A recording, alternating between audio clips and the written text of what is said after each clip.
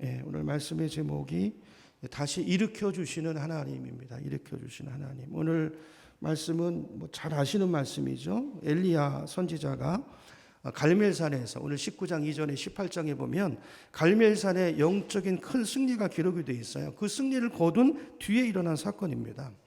이 갈멜산에서의 영적 전쟁은 구약 성경 가운데서도 가장 감동스러운 장면 중에 하나죠.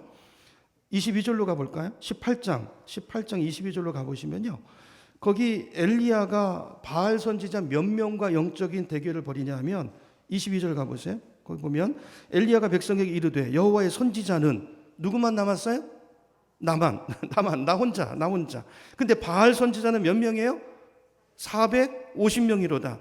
몇 대 1의 싸움입니까? 450대 1. 근데 누가 이겨요? 엘리야가 이겨요. 그 이유가 어디에 있죠? 하나님이 참 하나님이시니까. 그죠? 하나님만이 참 하나님인 줄로 믿습니다. 38절에 보니까 영적인 대결을 벌이는데 바알 제사장들이 얼마나 애쓰나 보세요. 이제 제단을 각자 쌓아놓고 거기 불이 떨어지는, 불이 임하는 그 신이 참 신이다. 이 영적인 대결을 벌이는데요. 26절 가보세요. 18장 26절 보면 바알 선지자들이요, 송아지를 가져다가 잡고 아침부터 언제까지요? 낮까지 바알의 이름을 불러서 바알이여 우리에게 응답하소서 그냥 소리 지르고 그랬는데 응답이 옵니까 안 옵니까? 안 와요. 28절 가보세요. 28절. 그러니까 큰 소리로 목소리가 더 커집니다. 그리고 칼과 창으로 막 자기 몸을 해하고, 여러분 이방 제사장들 하는 거 보셨죠? 이런 식으로 한다. 자기를 막 29절 이렇게 했는데 정오가 지났어요. 언제까지요? 저녁 소재 드릴 때까지 불렀는데 아무 소리도 없고 응답하는 자나 돌아보는 자가 없더라. 이런 우상은 거짓입니다. 거짓이죠. 자, 반면에 엘리야가 섬기는 하나님은 어떻게 하십니까? 38절로 가보세요. 37절에 엘리야가 기도하잖아요. 응답하소서. 그러니까 38절에 여호와의 불이 내려. 그렇죠? 불이 내려서 번제물과 나무와 돌과 흙을 태우고 도랑의 불을 핥았다 그랬어요. 자, 이걸 보고, 이 두 가지를 보고 백성들이 뭐라고 말합니까? 39절 가보세요. 모든 백성이 보고 엎드려 말하되 여호와 그는 뭐라고요? 하나님이시로다. 그분만이 참 신이시로다 그 말이에요. 그리고 그 결과로 40절을 보니까 엘리야가 어떻게 합니까? 영적 전쟁에서 승리하고 바알 우상을 섬기는 거짓 선지자 450명을 다 처단합니다. 그리고 갈멜산 꼭대기로 올라가서 뭐 하죠? 기도해요. 왜냐하면 그 민족 가운데 큰 문제가 있었거든요. 어떤 문제죠? 3년 반 동안 하늘이 닫혔어요. 우상 숭배하니 3년 반 동안. 그러니까 3년 반이 비가 안 오니까 어떻게 됐겠어요? 그래서 엘리야가 그 끝에 갈멜산 꼭대기로 올라가서 하나님 앞에 간절히 기도합니다. 7번 엎드려서 비가 오기를 기도해요. 그랬더니 어떤 역사가 일어나요? 3년 반 동안 닫혔던 하늘문이 열려요. 그리고 비가 쏟아지기 시작합니다. 그리고 46절로 가보세요. 46절 보면 아합 왕 앞에서 이 놀라운 승리를 거두고 나서 그 우상 숭배의 이 우두머리격이라고 할 수 있는 그 아합 왕 앞에서 보란듯이 그 감격 가운데서 빗속을 달리면서 응답의 기쁨을 누리면서 빗속을 달려가는 엘리야의 모습이 기록이 되어 있어요. 영화 한 장면 같지 않습니까? 영화를 딱 찍으면 이 하이라이트죠. 빗속을 막 달려가는. 오늘 본문은 지금 이제 18장을 정리한 것입니다. 자, 오늘 본문은 이 일이 있고 난 다음이에요. 자, 그리고 나서 이렇게 놀라운 승리를 거두었는데, 그런데 엘리야가 오늘 본문에 보니까 어떻게 하죠? 도망가요. 완전히 마음이 낙담해가지고요. 어떤 말까지 하냐면 4절로 가보세요. 19장 4절 가보니까 중간에 가보세요. 여호와여 넉넉하오니 지금 내 생명을 어떻게 해달라고요? 거두시옵소서. 차라리 나 죽여달란 말이야. 나 못해 먹겠습니다. 나 힘들어서 못하겠습니다. 차라리 죽여주세요. 이만하면 되지 않았습니까? 여러분 엘리야가 왜 이렇게 됐죠? 왜 이런 낙심과 절망이 그 인생 가운데 찾아온 것입니까? 자, 오늘 성경은 그 이유를 두 가지로 설명하고 있어요. 두 가지. 먼저 그걸 살펴보고, 그렇죠? 살펴보고 하나님이 엘리야를 어떻게 회복되는가를 또 살펴보면서 우리가 섬기는 하나님이 어떤 하나님인가를 오늘 말씀을 통해서 깨닫고, 우리도 엘리야처럼 그 하나님을 붙들 수 있는 저와 여러분 되기를 축복합니다. 자, 두 가지 이유 중에 첫 번째 이유는요, 엘리야가 이 사역 가운데 너무 피곤하고 탈진하고 번아웃 됐어요. 지쳤을 때 그때 누구의 소리를 듣냐면 하나님의 소리를 들은 게 아니라 사람의 소리를 들었어요. 누구의 소리입니까? 2절 보세요. 2절로 가보면 이세벨은 누구죠? 아합의 아내. 아주 독한 여자죠. 이세벨이 엘리야에게 사람을 보냈어요. 언제요?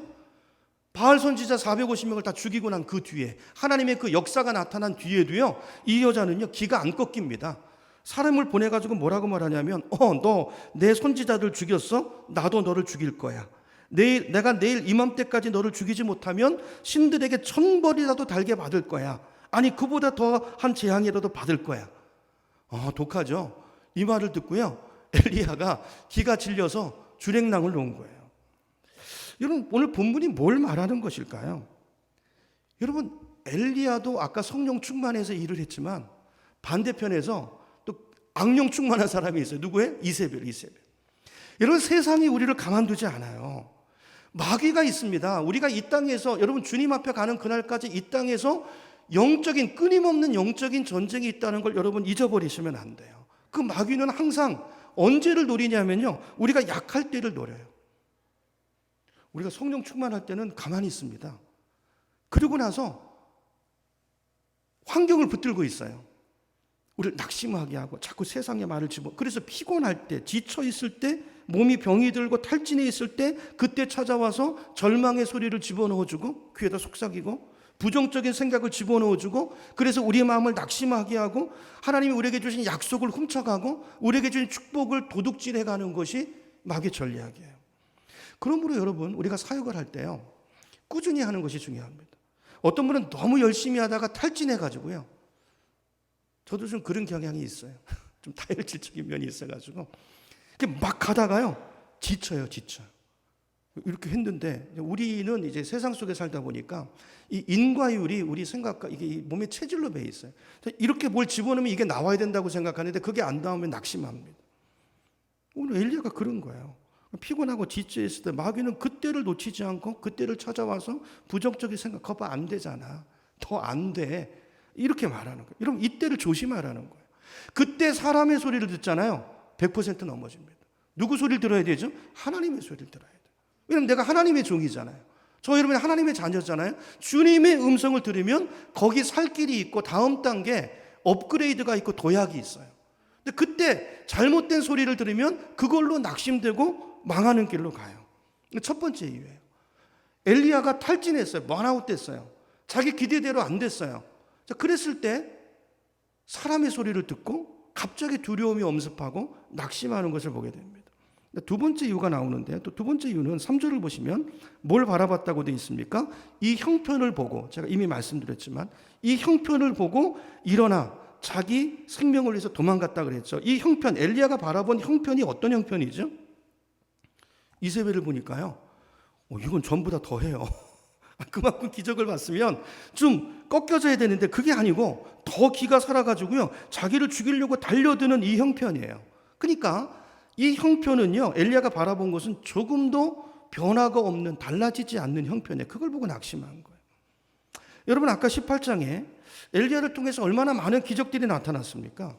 근데 그런 기적들이 일어난 이후에 엘리야 마음속에 어떤 기대가 있었을까요? 자, 이 정도 기적이 일어났으면 생각해 보세요. 자기 재단에 어떻게 했어요? 탁 이 적셔놓은 재단에 불이 임해가지고 다 불살라지고 450명을 죽여버렸잖아요. 아니, 이쯤 했으면 3년 반 동안 닫혔던 하늘문이 자기 기도로 열렸잖아요.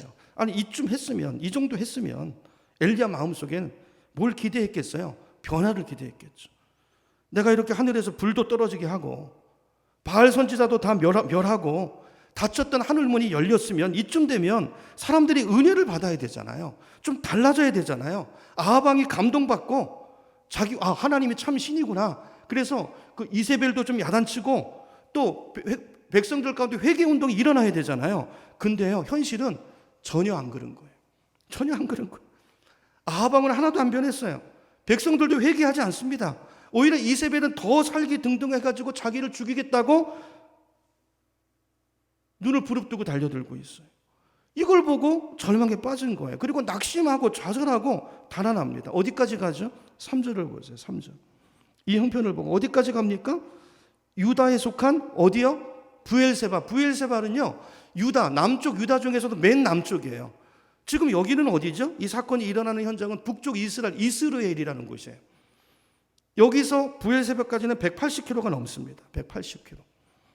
그 먼 곳까지 가요. 맨 밑으로, 맨 남단으로 가서, 그리고 거기 가서 종들도 떼놓죠. 너네들 여기 있어. 그리고 자기 혼자 어디로 가요? 광야로 하루길을 더 들어가죠. 그리고 로뎀나무 아래 쓰러져가지고 거기서 죽기를 소원하는 장면이 4절에 기록이 되어 있어요. 여러분, 지금 이 엘리야가, 지금 19장에서 우리가 읽고 있는 이 엘리야가 아까 살펴봤던 18장의 그 엘리야 맞습니까? 하늘에서 불이 떨어지게 하고 450명의 선지자를, 그 바알 선지자를 다 죽여 없애고 3년 반 동안 닫혔던 하늘문을 열게 했던 그 능력의 선지자 맞아요? 맞습니까? 대답이 없으세요? 맞죠. 맞죠. 이게 사람이에요. 이게 저와 여러분의 모습이기도 하다는 거예요. 오늘 성경에 그 얘기 하시는 거예요. 우리도 그렇지 않습니까? 우리도 어떨 때는 막 성령 충만해가지고요, 막 하나님의 역사를 경험하기도 하고, 막 그냥 저희도 그랬어요.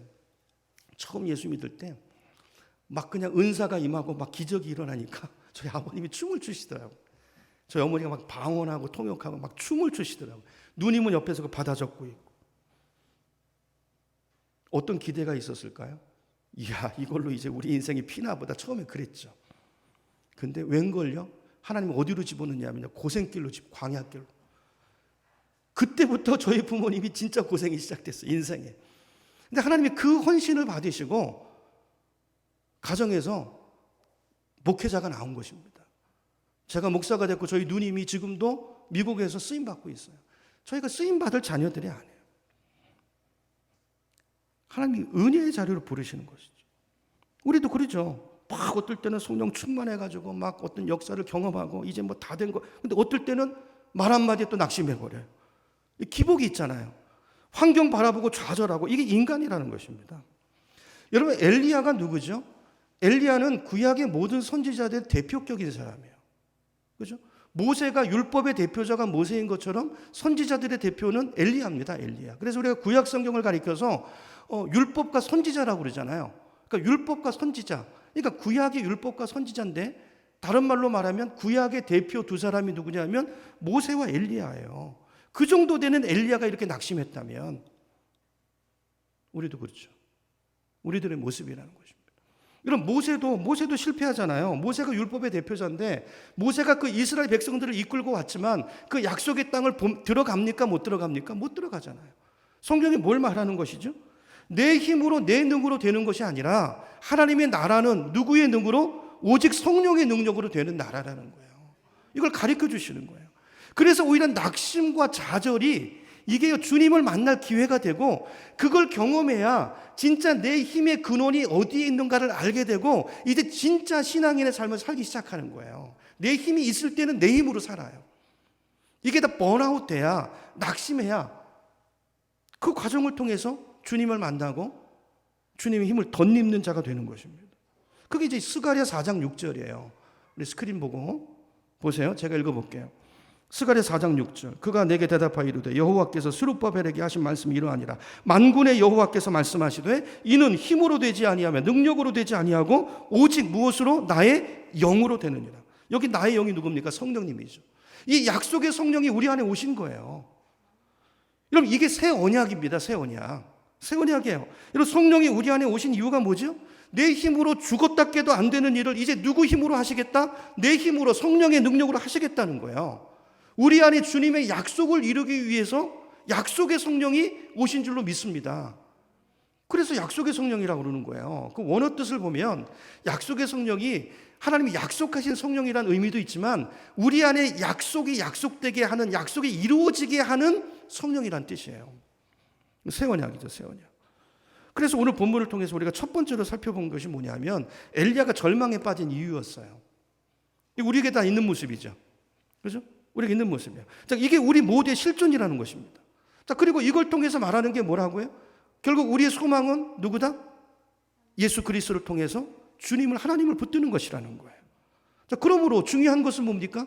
자, 우리도 이렇게 넘어져요. 늘 넘어지고 낙심하고 좌절해요. 이게 우리 인간의 연약함이에요. 근데 이 가운데서 우리가 승리하고 이길 수 있는 비결은 하나님이 누군가를 바로 알고 오늘 엘리야처럼 로뎀나무 아래 피하는 것입니다.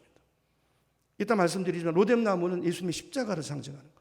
우리 아까 찬송 십자가 그늘 아래 피하셔야 돼요. 그러면 기회가 살 길이 있어요. 이게 굉장히 중요한 것이죠. 자, 그래서 이제 큰 두 번째로 오늘 살펴보려고 하는 것은 성경을 볼 때 항상 우리가 초점을 둬야 되는 게 하나님이 누구신가요? 하나님이 어떤 분이신가? 이걸 붙들고 우리 삶에 적용해야 되는 것입니다. 자, 오늘 본문에서 알 수 있는 하나님은 어떤 분이신가? 첫째로 하나님은 우리를 위로하시는 하나님이세요. 자, 우리의 약함을 아시고 좌절을 아시고 슬픔을 아시고 한계를 아시고 그리고 우리를 또 따덕거리시고 위로하시고 일으키시고 세우시는 그 하나님이세요. 부모가 자녀를 양육하는 것처럼 우리가 자녀를 다 알잖아요. 그 나이 때 겪는 문제가 뭔지 갈등이 뭔지 알죠. 그리고 때에 따라 맞는 답을 주고 그죠? 양육하잖아요. 하나님 우리를 그렇게 하신다는 거. 우리가 절망 가운데 있을 때 문제를 만났을 때 깊은 슬픔과 좌절 가운데 있을 때 이렇게 보시다가 우리를 찾아오세요. 결정적인 타이밍에 오셔서 그리고 위로하시고 일으키시고 말씀하시고 5절로 가보겠습니다. 5절 보면 로뎀 나무 아래 누워 자더니 저도 이제 이 좌절 가운데 있으면요 이제 그럴 때가 있어요. 그러면 제단에 나와서 잡니다. 기도하다가 그게 제일 위로가 돼요. 제단에 나와서 자요. 어디 가도 쉴 곳이 없잖아요. 그렇죠? 그 마음이 낙심되고 좌절되고 외로울 때 그럼 로뎀 나무 아래를 찾으시기 바랍니다. 이 은혜를 아셔야 돼. 이 은혜. 로뎀 나무 아래 누워 자더니 천사가 하나님이 천사를 보내셔서 그걸 어떻게 했다고요? 어루만지고 그에게 이르되 먹이세요. 일어나라. 먹으라. 6절 가보세요. 본즉 식탁을 차려놓으셨어요. 머리맡에 숯불에 구운 떡과 한 병 물이 있더라. 이에 먹고 마시고 다시 누웠더니. 제가 이제 오늘 이제 사실 마태복음 19장 순서인데 그제 금요일 날 밤에요. 여기서 새벽에 여기서 자다가 이 꿈을 꿨어요. 이 꿈을 꿨어요. 그리고 찾아보니까 이 말씀인 거예요. 먹을 걸 차려주시더라고요. 먹으라고 그러시더라고요. 여기서 알 수 있는 하나님이 어떤 분이시죠? 우리 약함을 아시는 주님이세요. 우리 절망을 아시고 슬픔을 아시고 욕심도 아시고 상처를 아시고 한계를 아시고 그래서 그 한계에 제풀에 꺾여가지고 지쳐 쓰러져 있을 때 우리를 찾아오셔서 우리를 어루만지시고 뭐가 문제인지 본질을 보게 하시고 그걸 붙들게 하시고 다시 세우시는 하나님. 여러분 이 하나님을 만나시기를 축원합니다. 여러분 우리 삶에 어려움이 없는 분이 누가 있겠어요? 다 가정에 어려움이 있고 직장에 어려움이 있고 미래를 보면 막막하고 어떻게 살아야 될지 또 가뜩이나 요즘 코로나로 여러 가지로 삶이 막 뒤죽박죽돼 있지 않습니까? 어떻게 보면 막 절망의 나락에 빠져 있는 분들도 계시는데 자, 그런 우리를 중요한 것은 십자가를 기억하는 거예요. 그리고 십자가 그늘 아래 피하는 것입니다. 그러면 주님은 거기서 기다리세요. 십자가 그늘 아래서 기다리신다. 그리고 우리를 만나시고 위로해 주시고 용기를 북돋워 주시는 사랑의 하나님 그분이 저와 여러분의 하나님인 줄로 믿으시기 바랍니다. 5절을 다시 보세요. 5절 보면 지쳐서 쓰러져 있는 엘리야에게 하나님이 천사를 보내세요. 주님은 오늘 광야길을 걸어가는 저와 여러분에게도 동일하게 다가오셔서 우리의 눈물을 닦으시고 힘을 주시고 용기를 주시고 위로하기를 원하시는 주님이라는 거예요. 로뎀 나무는 예수 그리스도의 십자가입니다. 여러분 우리가 힘들고 지쳐 있을 때 그 십자가 밑으로 가면 십자가가 뭐죠? 하나님이 나를 얼마나 사랑하는가가 증거된 것이 십자가잖아요. 내가 죽어야 될 그 십자가에 누가 죽으셨어요? 주님이 죽으셨어요. 내가 당해야 될 그 모든 억울함 그걸 주님께서 다 아시고 그 십자가가 우리에게 뭘 말하는 것입니까? 내가 네 억울함을 안다는 거예요. 네 눈물을 안다는 거예요. 그걸 내가 알고 그걸 내가 끌어안고 내가 너를 위해 죽었노라. 내가 너의 아버 하나님이니라. 그 십자가에서 그 주님의 음성을 들으면 그 자리에서 절망이 희망으로 바뀌고 여러분 결국이 사랑이에요. 사랑. 이 하나님의 사랑을 만나면 우리가 바뀌게 되어 있습니다. 여러분 어떤 문제를 가지고 나왔든지 간에 여러분 이 시간 우리가 외로운 게 뭐예요? 정말 내 마음을 알아주는 사람이 없잖아요. 여러분 부부지간에도 그렇지 않습니까? 마음을 몰라. 내 마음을 누가 알아요? 어떨 땐 나도 모르잖아요. 내 마음 깊은 곳을. 저도 어떨 땐 막 눈물이 나는데요. 강단이 막 한 시간 우는데 왜 우는지 모르겠어요. 제가 왜 우는지 모르겠어요. 그냥 울어요. 지금도 우시잖아요. 우리 원고사님도 몰라시는데 나도 모를 때가 있어요. 근데 하나님 위로하시고 그걸 만지세요. 야, 이게 우리 하나님이세요. 여러분, 하나님. 그죠? 여러분, 어떤 문제를 가지고 나왔든지 간에 나도 모를 수 있어요. 왜냐하면 우리는 늘 덮고 살았기 때문에. 지난주에도 계속 용서, 상처 이런 얘기 했잖아요.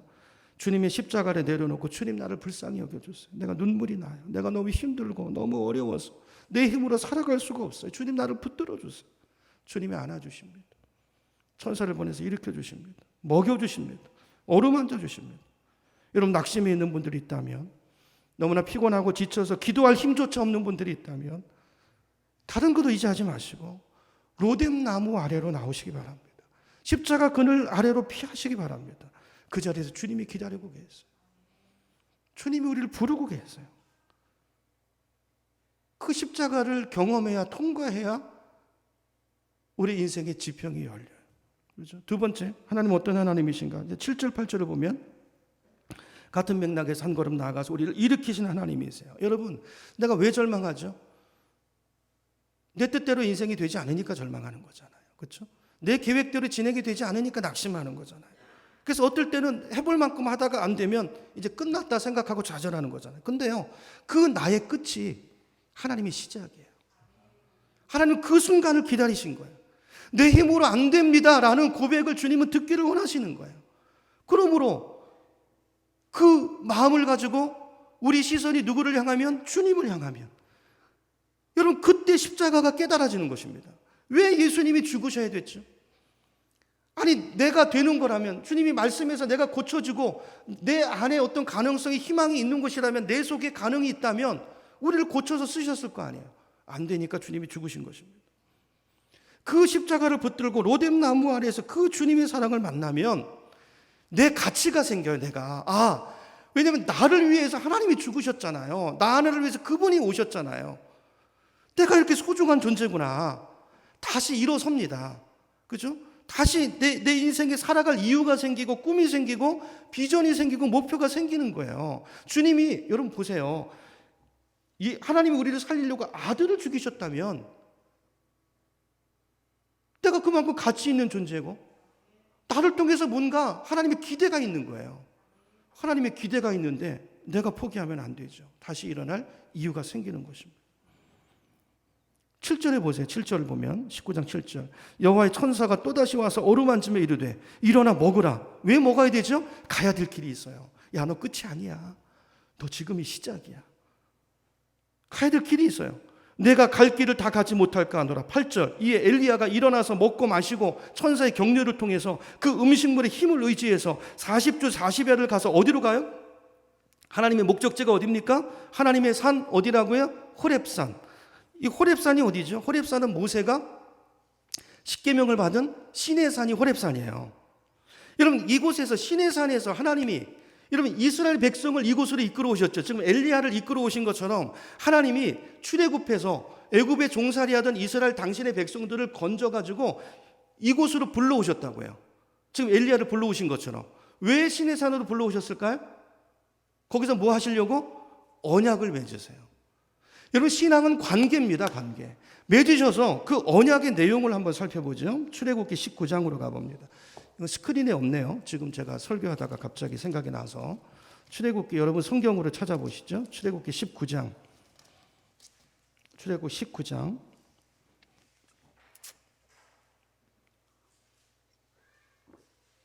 출애굽기 19장 1절부터 보면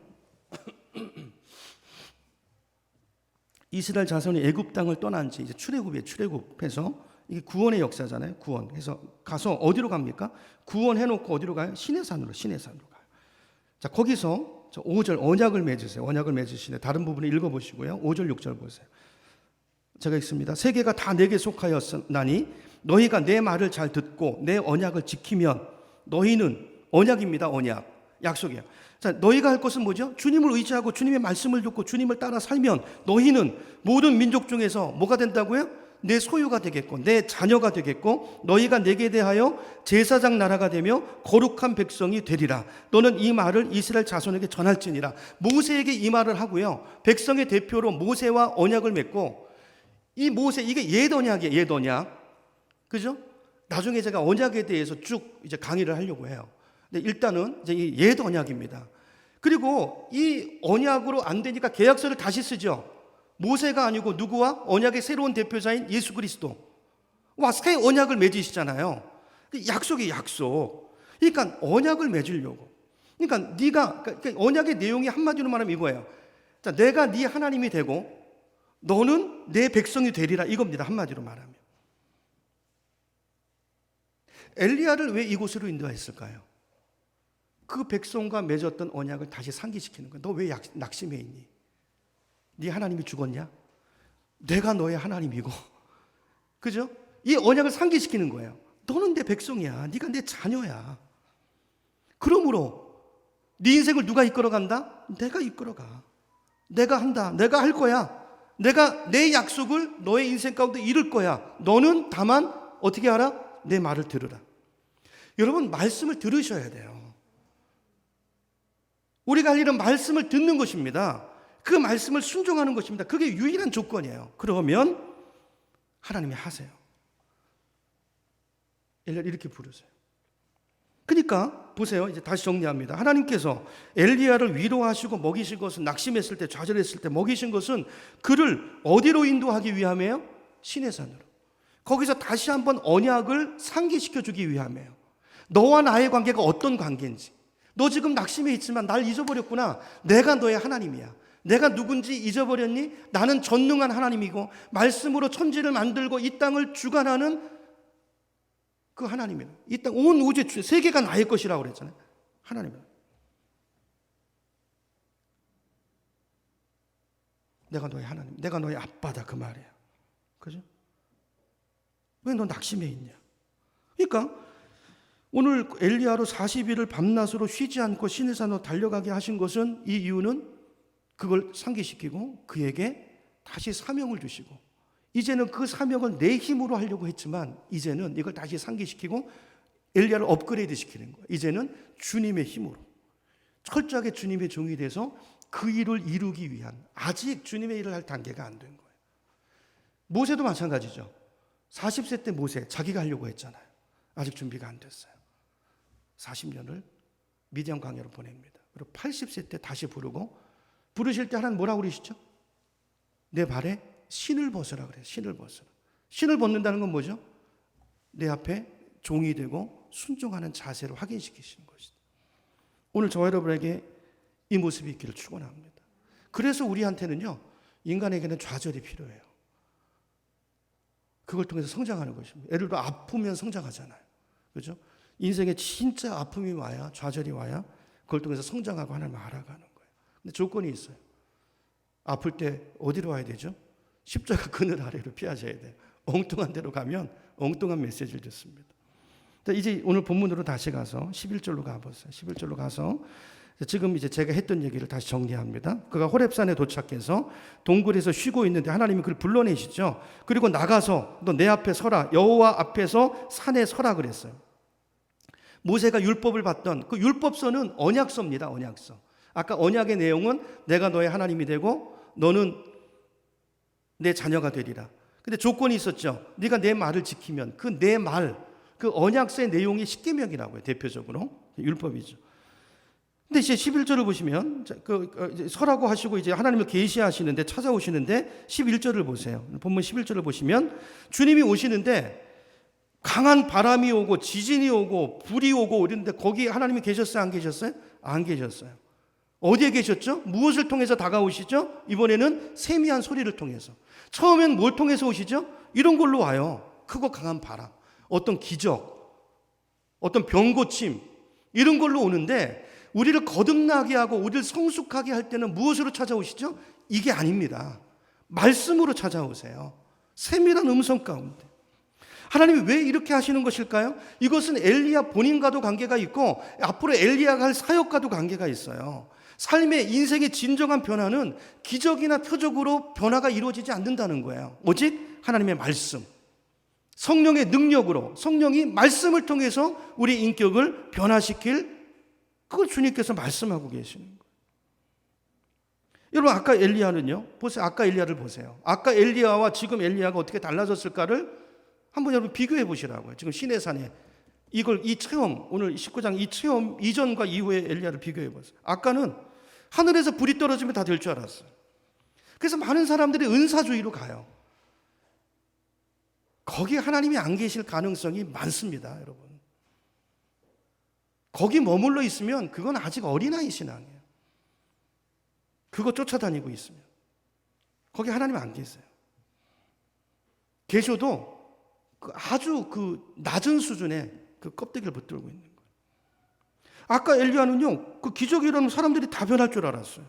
바알 선지자를 죽였으니까 이제 완전한 승리를 거뒀다고 생각했어요. 닫혔던 하늘문을 열었으니까 이제는 완전히 이제 상황은 끝났다고 생각했어요. 끝났습니까? 아니죠. 오히려 여러분, 영적인 부흥이 오면 악의 부흥도 같이 옵니다. 이세벨의 마음은 더 악해져요. 형편은 하나도 달라지지 않았어요. 뭘 말하는 것이죠? 사람을 진짜로 변화시키는 것은 외적인 현상이 아니고 표적이 아니고 그 마음에, 예수님이 그러셨잖아요. 바리새인들이 계속 표적을 구하니까. 표적을 구하는 사람은 계속 표적을 구해요.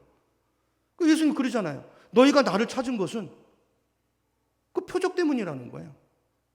그 빵을 얻기 위함이로다. 이 악하고 패역한 세대야. 너희가 또 표적을 구하나? 내가 너에게 볼 표적은 요나 표적밖에 없다. 요나 표적이 뭐죠? 십자가 그늘입니다. 이걸 통해서 오늘 이걸 예수님께서 이 그림을 갖고 와서 그 말씀을 하시는 거예요.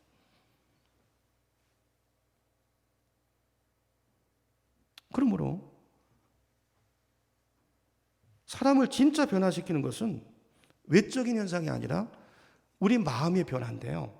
우리 마음의 변화는 기적으로 변하는 것이 아니라 내 안에 하나님의 말씀이 임해야 돼요. 하나님의 음성이 들려져야 돼요.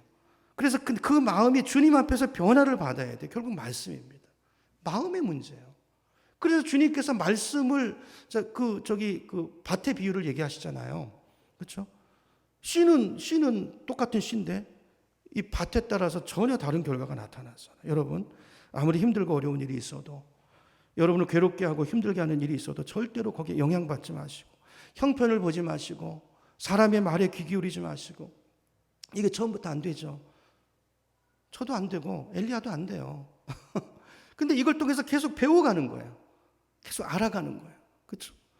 오직 주님께서 말씀하시는 음성을 들으려고 애쓰고, 지금 당장은 안 돼도 십자가 그늘 아래 나와 있으면 돼요. 저는 우리 교회 안에 좀 밤이고 낮이고 교회가 벼 있으니까 와서 좀 이 그늘 아래 피하시는 분들이 많아졌으면 좋겠어요. 좀 몸부림치고 기도하는 분들, 엉뚱한 곳에 가서 내천자 가서 하고 한숨 쉬고 있지 마시고, 그런다고 되는 게 아니고 주님 앞에 나오세요. 주님이 기다리신다고요. 주님이 기다리세요. 그 주님의 음성을 들을 때 하나님의 역사가 임하고 주님의 축복이 우리 가운데 나타나는 줄로 믿습니다. 마지막 세 번째로 이제 15절 16절에 보면 하나님이 우리에게 사명을 주세요. 자, 이 사명이 중요해요. 이 사명. 자, 이 과정을 겪어서 붙드는 사명이 있습니까, 여러분? 인생이 여기까지 안 오고 끝나면 빗나간 인생을 사시는 거예요. 여러분, 우리가 예수를 잘 믿어야 돼요. 잘 믿으시고 이 단계까지 와야 됩니다. 이게 그림이에요, 그림. 우리가 이렇게 돼야 된다는 거예요. 여기까지. 여러분, 인생이 정말 그 한계에 부딪혀 보시고, 그 가운데서 십자가 밑에 숨으시고, 거기서 위로받으시고 회복되시고, 그래서 그 하나님 앞에서 그 언약 앞에 서시고, 그래서 내 인생의 진짜 사명이 뭔가를 거기서 발견하고, 이제는 내 힘을 빼고 내 발에 신을 벗고 모세처럼 엘리야처럼 주님 손에 붙들려서 주님의 일을 감당하다가 주님 앞에 서셔야 되지 않겠습니까? 그렇죠? 이 사명을 받으셔야 돼요. 사명이 있습니까? 사명이 있는 자는 결코 죽지 않습니다. 사명이 있는 자는 결코 낙심하지 않습니다. 저도 낙심할 때 보니까 헛된 사명을 붙들었기 때문에, 내 사명, 내 목표. 그때 주님은 주님의 사명을 다시 확인시켜 주세요. 그 좌절을 통해서. 15절 16절을 보세요. 거기 보면 하나님께서 엘리야에게 세 가지 사명을 주시는데, 첫째로, 시간이 없으니까 제가 정리할게요. 자, 하사엘을 아람의 왕으로 세우라. 예후를 이스라엘의 왕으로 세우라. 세 번째, 그의 후계자로 엘리사를 세우라 그랬어요. 엘리사가 이 사명을 붙잡고 일어납니다.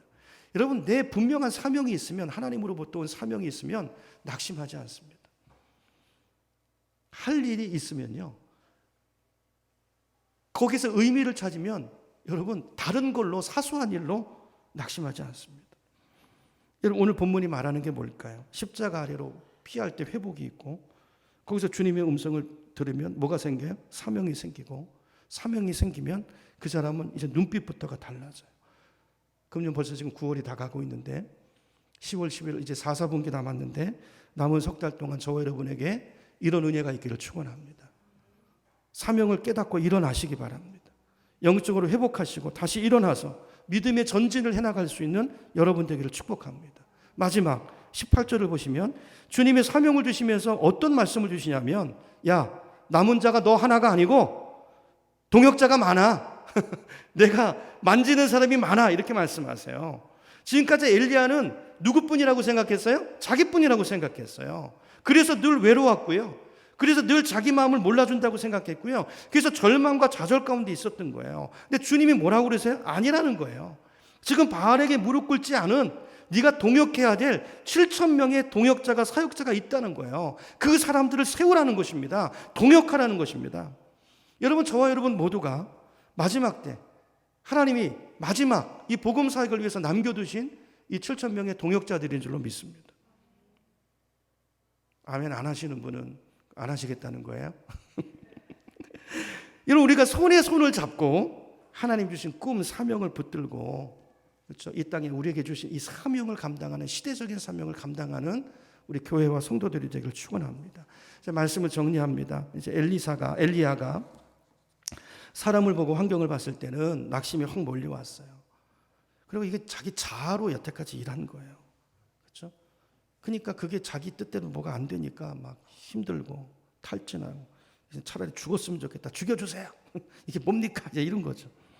그래서 주님을 만난 뒤에 주님의 음성을 듣고 다시 일어났어요. 로뎀나무 아래에서 자아가 죽은 것입니다. 그리고 그 하나님의 사랑과 그 주님을 깨달은 주님을 만난 것입니다.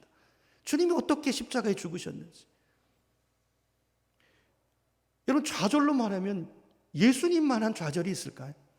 하나님의 아들이 이 땅에 오셔서 정말 좌절 중에 최고 좌절로 끝난 것처럼 보이잖아요.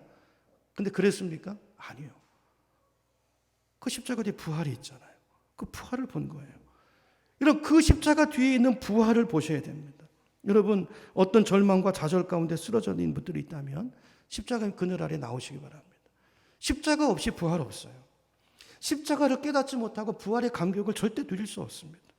그 세미한 음성 가운데 찾아오시는 그 주님의 음성을 들으시고 주님을 만나시고 그리고 내가 누구인가를 분명히 하시고 하나님과 나와의 관계를 명확히 하시고 그 관계 친밀함 속에서 혼자가 아니고 그 주님과 사세요. 그리고 주님이 연결해 주신 그 동역자들과 네트워킹해서 같이 동역하고 그렇죠? 이렇게 함께 하나님 우리를 교회로 불러주셔서 함께 이 하나님의 영광을 위해서 남은 인생을 열심히 달려가는 헌신하는 우리 모두가 되시기를 예수님의 이름으로 축원합니다.